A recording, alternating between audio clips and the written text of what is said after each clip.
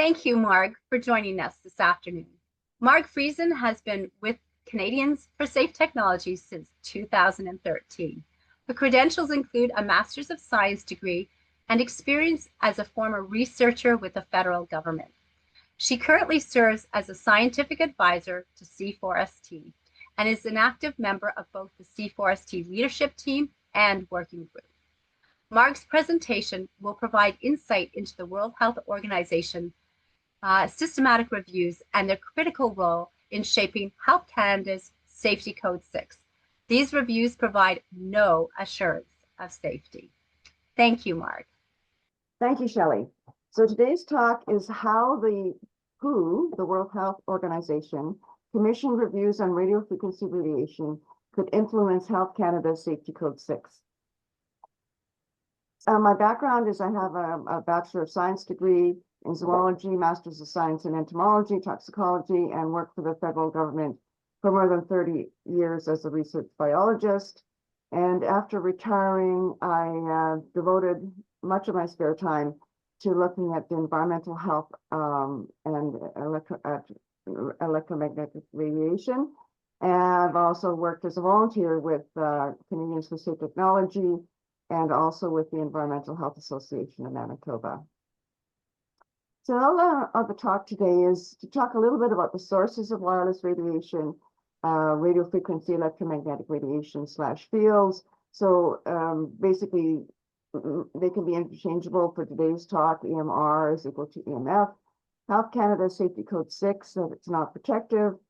I'm calling this the cast of characters of the influences of various bodies on Health Canada and the establishment of the limits, connections, and then the World Health Organization's commission reviews are flawed, and the scientific evidence that invalidates health assumptions of Safety Code 6.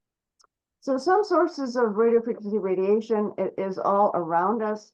The devices that people use, the cell towers in our neighborhoods, and of course it's not just towers, these antennas are on top of buildings. Once you know what they look like, kind of see them everywhere.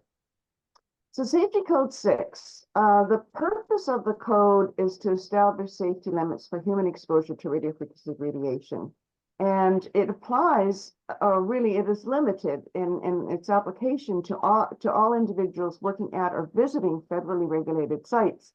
But these guidelines may also be adopted by the provinces, industry, or other interested parties.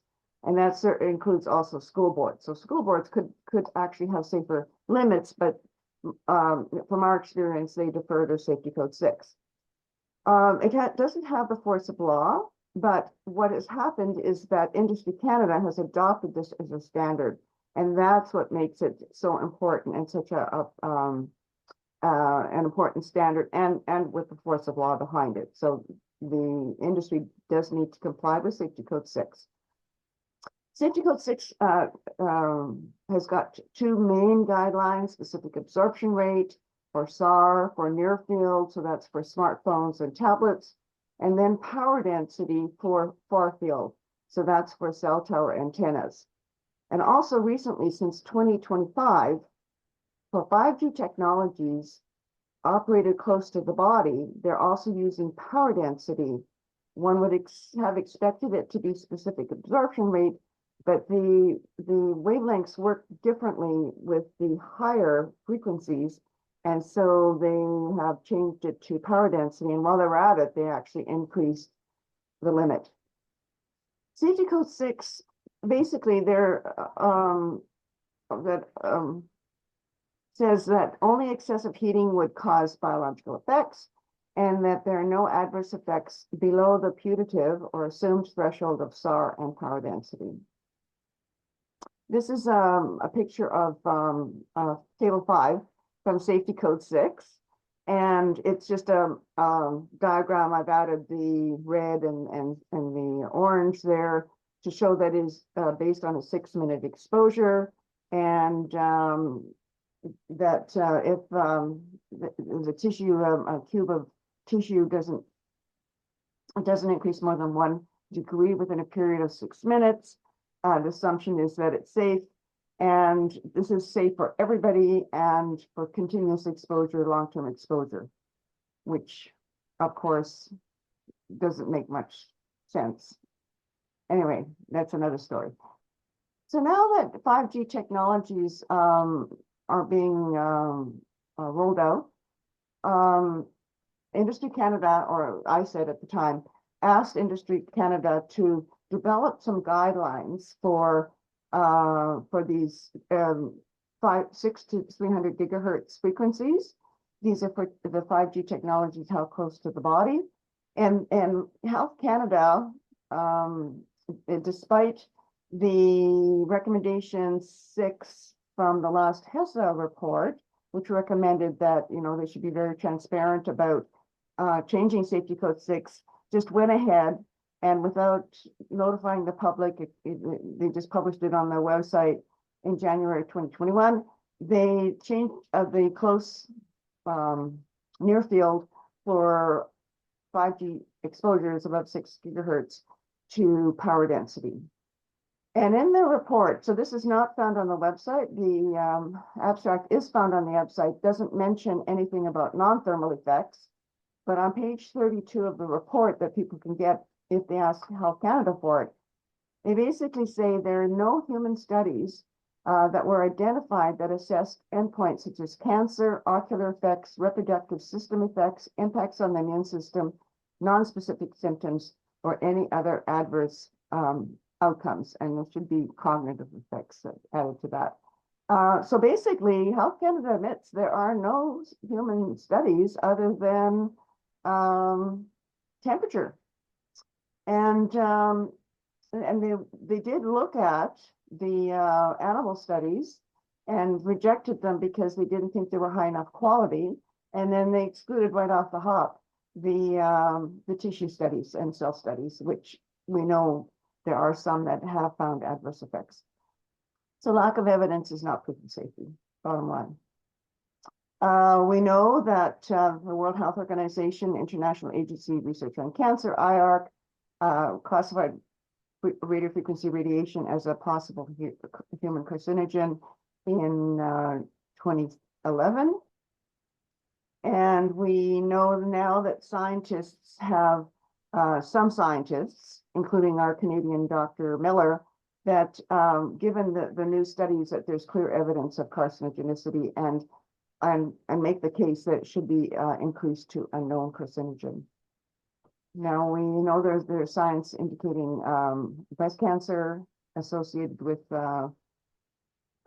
cell phones tucked into bras and things of that sort, and the science on the adverse effects on male sperm is very solid. And of course, there's electrosensitivity, and this is happening at current exposure levels. So that's headaches, sleep difficulties, heart effects, ear ringing, nausea, anxiety, and many other symptoms. So the group of international scientists got together and wrote an appeal that they sent to the United Nations, and so far no response. But they are very clear that RF has been proven to be harmful for humans and the environment. So this is just the title page from Safety Code 6.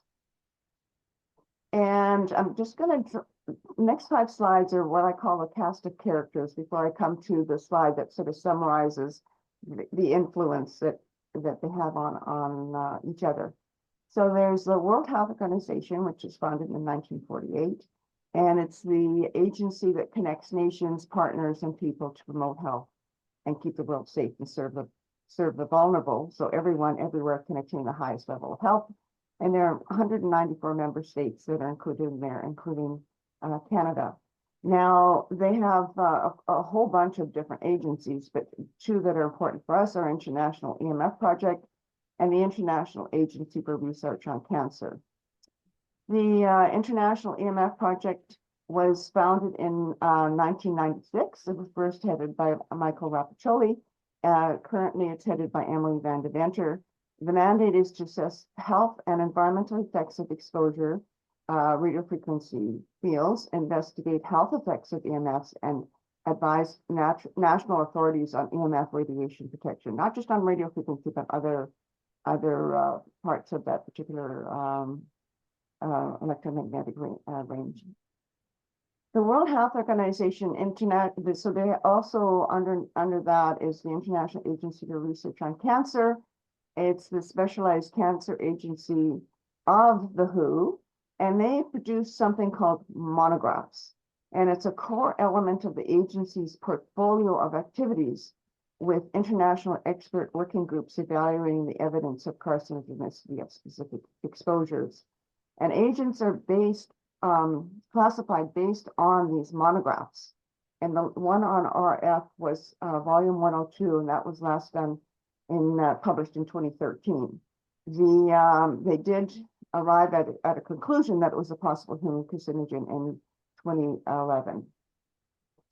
So some what are called non-governmental organizations is the International Agency for Non-Ionizing Protection, or ICNIRP, and it was founded in 1992 and first headed by Michael Rapaccioli. And the reason you heard that name just before in a previous slide, because he headed the WHO. So I did not put this down when I talked about Safety Code 6, but Michael Rapaccioli was also one of the authors of Safety Code 6 when it was established in 1979.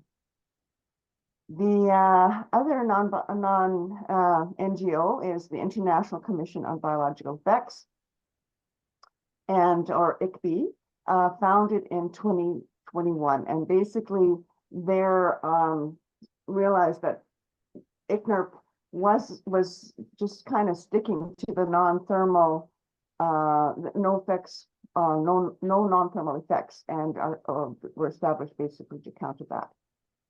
So just a little bit more about ICNIRP and the ICBI. They both have members with very strong credentials, and it's hard to understand how people who have these strong credentials can disagree on something as fundamental as this particular issue, but that's just the way it is. So I'm just going to go over on this side. If you want my slides, by the way, I'd be glad to send them to you. So, I've got more information here than I'm actually reading. ICNIRP is industry friendly, and adheres to the disproven assumption that only heating can harm. No need for more protective recommendations or guidelines or standards than are there now. So, and whereas ICBI is industry independent, and they maintain that we need more protective standards. So this is the kind of the slide that I've been sort of working up to here.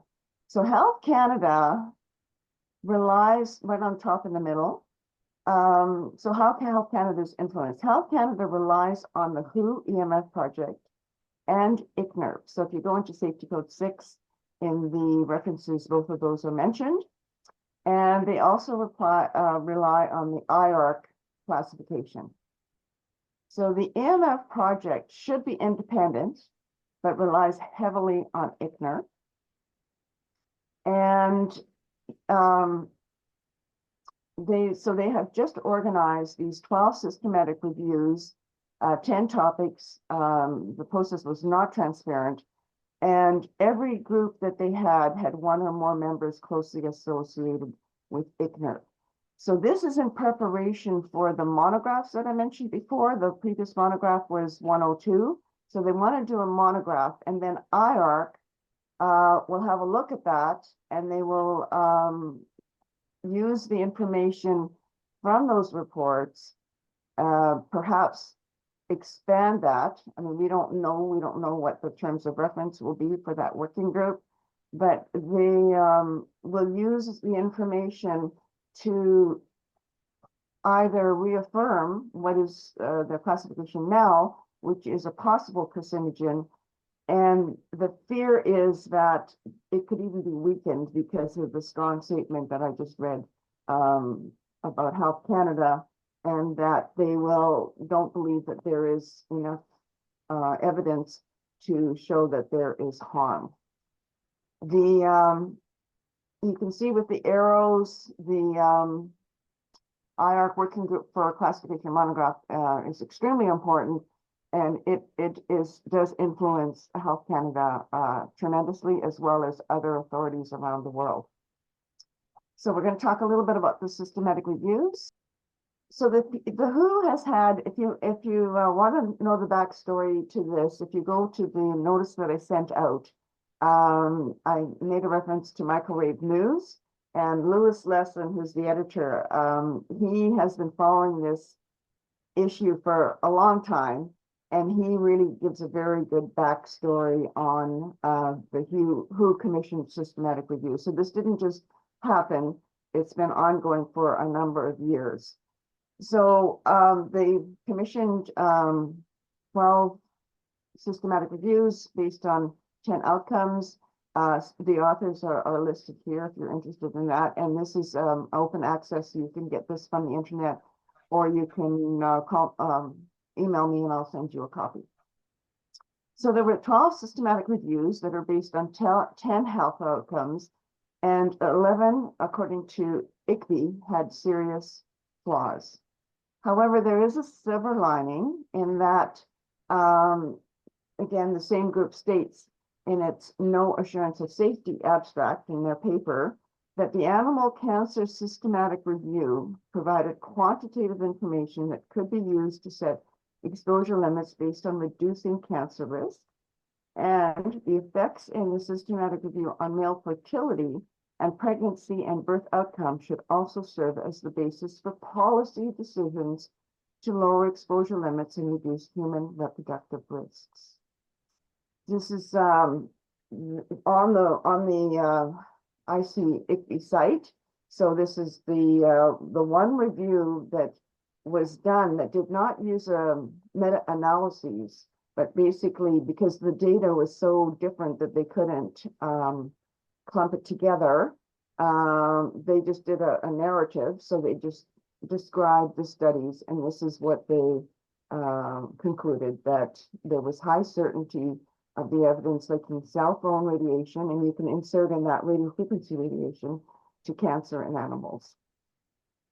So before this, so it's not just that paper which provides a lot of useful information, but there's also a paper that was published in 2022 by ICBI, and they go through the assumptions that underlying the FCC and ICNIRP exposure limits, Health Canada's are very similar, and it's a very well done paper and certainly adds weight to the argument that these limits are not safe, they're not protective enough. And they also talk about the implications for 5G. And of course, as I showed before, is even Health Canada acknowledges that, you know, there is no science other than needing to support the no thermal effect or no non-thermal effects. So we have the Suspend 5G appeal. This is a Canadian appeal trying to mobilize Canadians for a healthier future. There's over 20,000 signatures. And in that, if people are interested, you know, go to the website. That's also in the last notice that was sent, and you can read more about that. And the measures that we believe Health Canada should be taking, Government of Canada should be taking to protect Canadians. So this is almost my last slide here. So Canadians need Health Canada to acknowledge that there are risks to human health from RF EMR at intensities less than the threshold in its current Safety Code 6, 2015 allowable limits. That was the last year this was published, so that was like 10 years ago. And to establish a truly independent panel with appropriate expertise to systematically review the scientific evidence of the effects of RF EMF radiation on human and non-human species. We have no guidelines for non-human species. So what I've been talking about is just applies to humans. And we urgently need a robust public awareness program to advise Canadians to limit their exposure to risks to RF-EMF, especially for children, the elderly, and those who are medically vulnerable.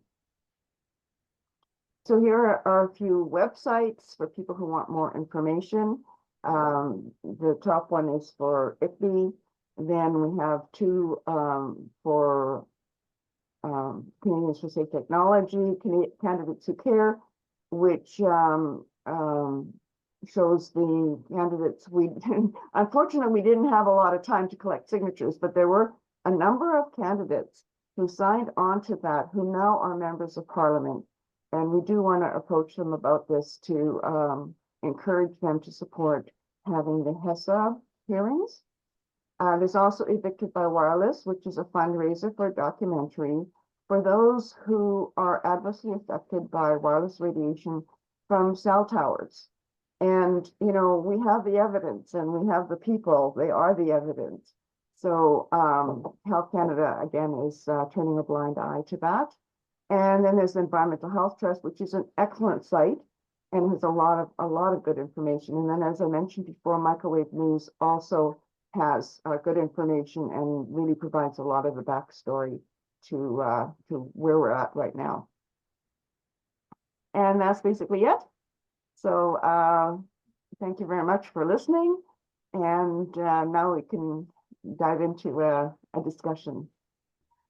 I just want to thank you, Marg, for the valuable scientific review and insights that have led to the conclusion that Safety Code 6 provides no assurance of safety.